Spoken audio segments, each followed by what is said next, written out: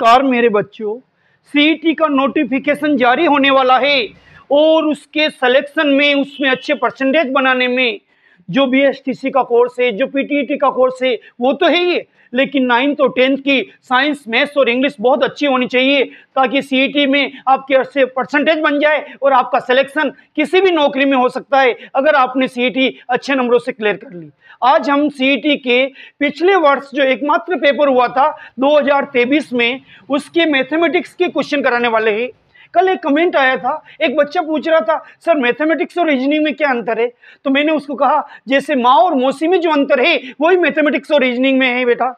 जैसे माँ और मौसी की शक्ल थोड़ी बहुत मिलती है, ऐसे ही मैथमेटिक्स और रीजनिंग में कोई ज़्यादा डिफरेंस नहीं है। जो मैथमेटिक्स है वही रीजनिंग है, जो रीजनिंग है वही मैथमेटिक्स है। बस रीजनिंग में थोड़ा दिमाग ज़्यादा लगाना पड़ता है और मैथमेटिक्स में सिर्फ 9th और 10th की मैथ्स पढ़नी पड़ती है।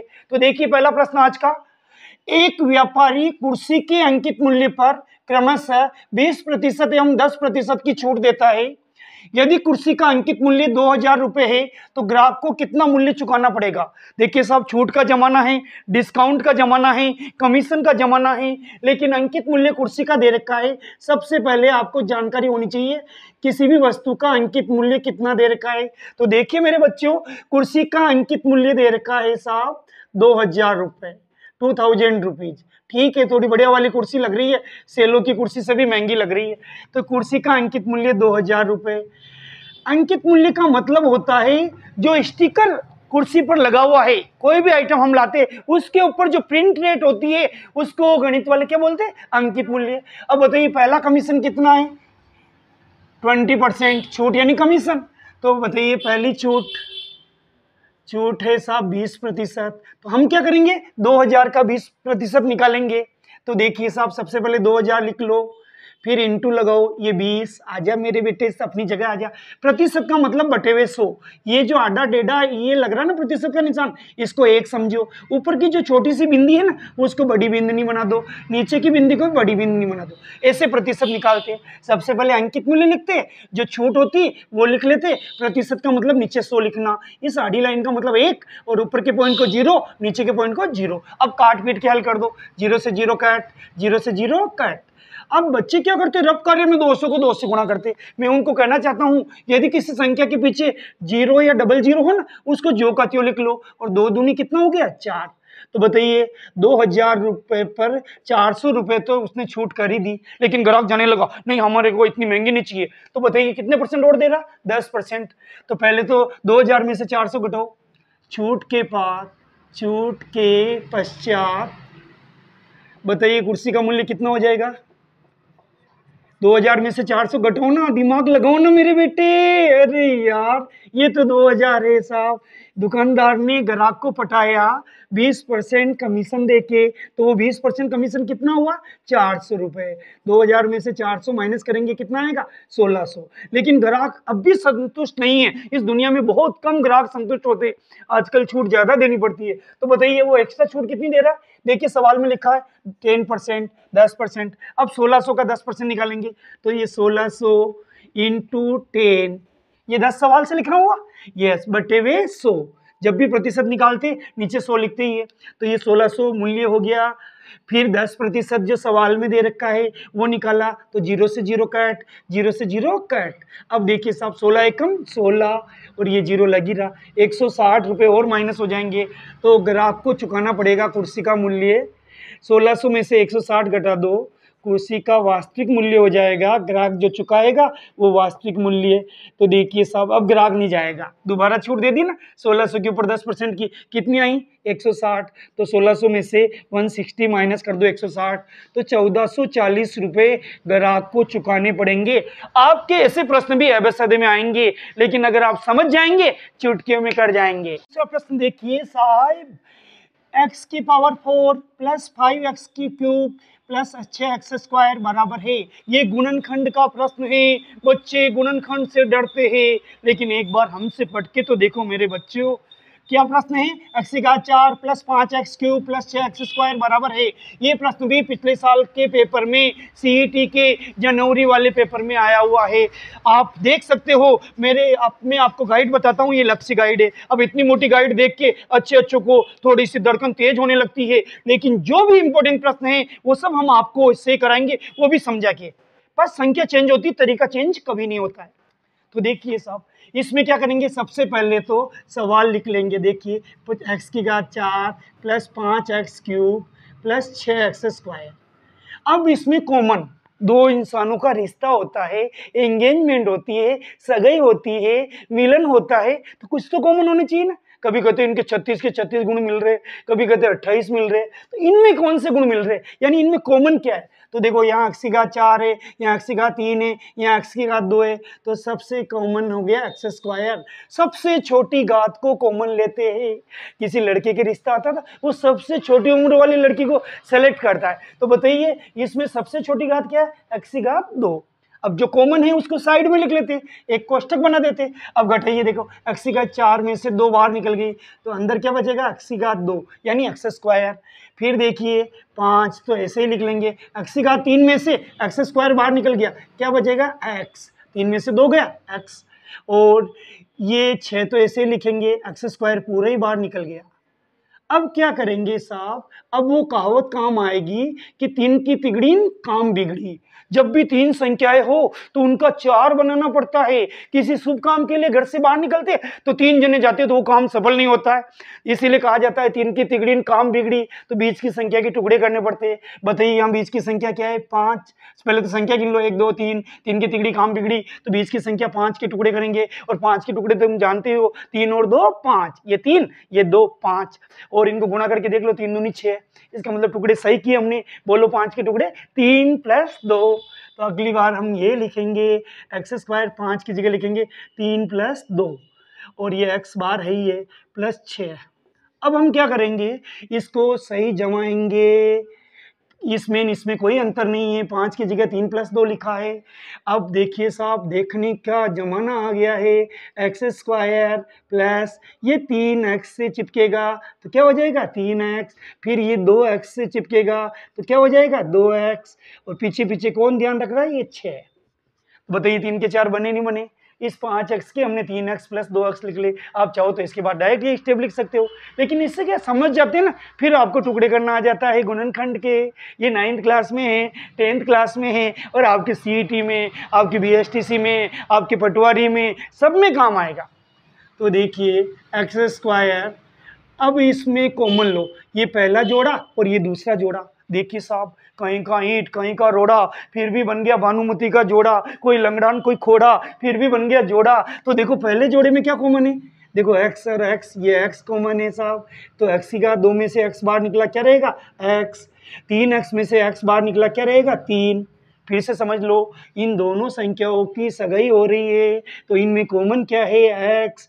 x की घात 2 में से x चला गया, क्या रहेगा? x। 3x में से x बाहर निकल गया, क्या बचेगा? 3। अब आपको ज्यादा दिमाग नहीं लगाना है, जो संख्या यहाँ आई है उसी को दूसरे कोष्टक में थोड़ी जगह छोड़ के लिख लेनी है। ये पक्का नियम है, जब गुणनखंड करते हैं ना, पहले कोष्टक में जो संख्या आती है वही दूसरे कोष्टक में आती है, बस पीछे थोड़ी जगह छोड़ देनी। क्यों छोड़ी जगह? कि 2 और 6 में क्या कॉमन?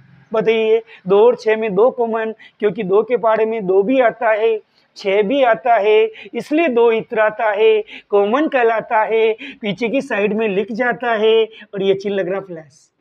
बताइए समझ में आ रहा हो तो थोड़ा सा लाइक बनता है, सब्सक्राइब बनता है, हम आपका बहुत भला करेंगे, विश्वास करिए मेरे बच्चों। अब देखिए साहब, एक्स स्क्वायर, अब x प्लस 3, ये देखो पहले सगाई होने के बाद ये परिवार बन गया, ये भी परिवार बन गया। अब इन दोनों परिवारों में बच्चे आपस में सेटिंग कर रहे, तो बताओ इस परिवार में भी x प्लस 3 है, इसमें भी क्या x प्लस 3 है। तो देखिए x प्लस 3 कॉमन हो जाएगा, दिख रहा ना आपको?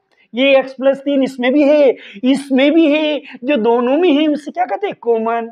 तो बताओ x प्लस 3 बाहर निकल गया, यहाँ से बचेगा x, और यहाँ से क्या बचेगा? प्लस 2। देखो x प्लस 3 बाहर निकल गया, यहाँ से x बचा, ये x प्लस 3 बाहर निकल गया, यहाँ से क्या बचा? प्लस 2। अब आपके अबसद में जो एक्स आंसर में जो हो वो ये संख्या हो तो समझ जाना वो राइट है। ये आज का दूसरा प्रश्न है। देख लो तीसरा प्रश्न आपके सामने तैयार है। आपका क्या हाल है? देखिए साहब, तीसरा प्रश्न, एक 6 मीटर ऊंचा खंबा। जो कभी कभी हम छोटे थे, बच्चों को कहते थे तू बोल थम्बो थारो बाप लंबो, ऐसे नहीं बोलना है। ये खंबे का सवाल है, ट्रिग्नोमेट्री। ध्यान रखिए, जब भी खंबे वाला सवाल आए, समकोण त्रिभुज बनाना है। ये त्रिकोणमिति का सवाल है।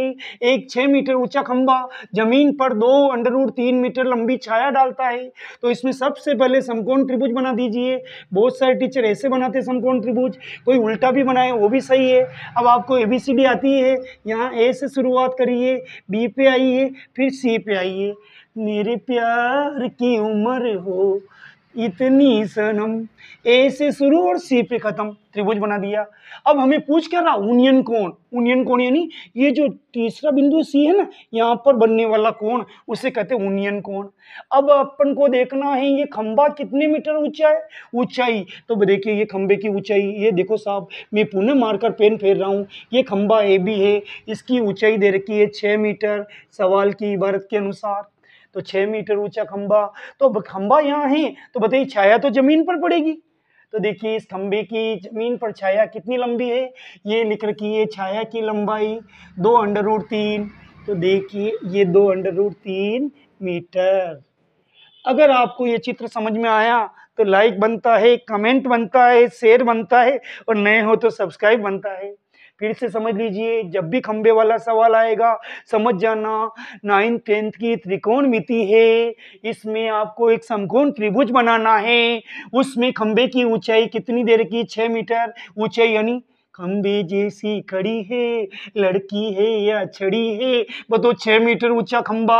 अब इसकी छाया जमीन पर पड़ेगी, जमीन यानी ये आधार, इस खंबा ये है, तो जमीन ये रही, तो यहाँ पर छाया पड़ेगी। छाया की लंबाई सवाल में दे रखी 2√3। हमें पूछ रहा है यूनियन कोण। यूनियन कोण यानी नीचे से ऊपर जो कोण बनता है उसे यूनियन कोण कहते हैं। ये तो है समकोण, ये ऊपर वाला कोण, जो नीचे वाला कोण होता है उसे यूनियन कोण कहते हैं।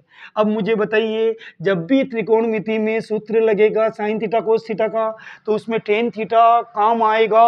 ये गांठ बांध लीजिए, जब भी खंबे वाला सवाल आए उसमें tan थीटा वाला सूत्र लगेगा। tan थीटा का सूत्र क्या होता है? लंब बटे हुए आधार। अब आपको कि सर कैसे याद करें, तो मैं आपको 1 मिनट लूंगा, पूरा लाल कक्का समझा देता हूँ। आपने बचपन में या जब क्लासों में पढ़ते थे तब किसी टीचर ने समझाया होगा। लाल कक्का, मेरे एक अंकल थे, उनका नाम था लाल कक्का।